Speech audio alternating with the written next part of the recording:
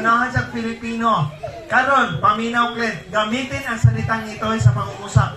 Kung sa in English pa, use ito word in a sentence. Listen kayo. Sampulan na to si Clint. Gamitin ang salitang ito, yung nani mga bata. Ang araw na ito ay napakasaya. Masaya? Oo, masaya. Kamura? Ganun di pa ka masaya. Ang kapanisutan lagi ani malipay, malihay ka. Sige lang, Clint. Gamitin ang salitang ito'y larga. Ang lahat ng ito'y unsa man, anak sa iro. Ito'y anak iro. Sa'yo pa lang imo, anak-anak sa kande. Nayabag ka. Okay, Clint. Magpadayon ta sunahan. Before na itong tangtangon ng imong maskara, wa naman tayo joke, pwede na ka mulingkod. Nya, wa na kay buhaton, mulingkod na yung kaditso. Atong tangtangon ng imong maskara, dili ko. Ano di magkaganahan tangtangon ng imong maskara? Ganahan ako! Ganahan ako no siya. Kung sa may gustong tangtangon sa imong lawas, imong t-shirt, ayaw.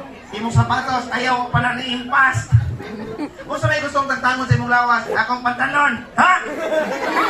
Di ako yung pantalon. Gusto ni mo tangtangon imong pantalon? Ah! Kitsa may mo tangtang. Ikaw. Sigurado ka? Dali ah. Talaga?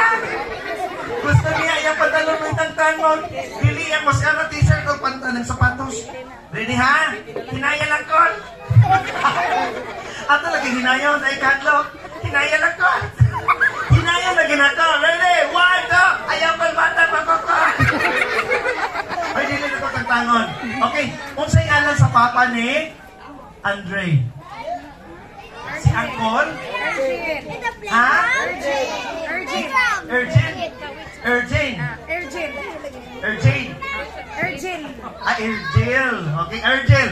Sa buok na itong pasalamatan. Ah, Ergel. Okay. Karong hapuna, Glenn, before na tangtangon imong maskara, magpasalamat sa ta sa tibuok pamilya. Okay?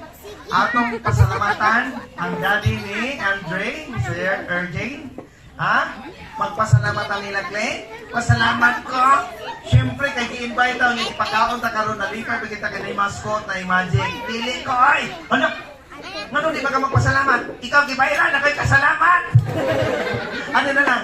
Sunda na lang ko, Glenn. Asata, sunda ko sa kong istorya. Tingnan. Uncle Erjen, Uncle! Inasalamat, Uncle! Inasalamat sa tanan. Ikaw kay hinungganan ng tanan. Nadamay na nangong ka ni birthday, ha?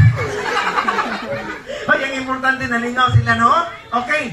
Na ay message Glenn sa iyang mama. Kay sa niyaging tuwig, nakasalang man ni siya. Karon kay nag-2025, nagpagko na siya na siya New Year resolution. Message para ni Mama Glenn, ready na ka? Maulaw ko!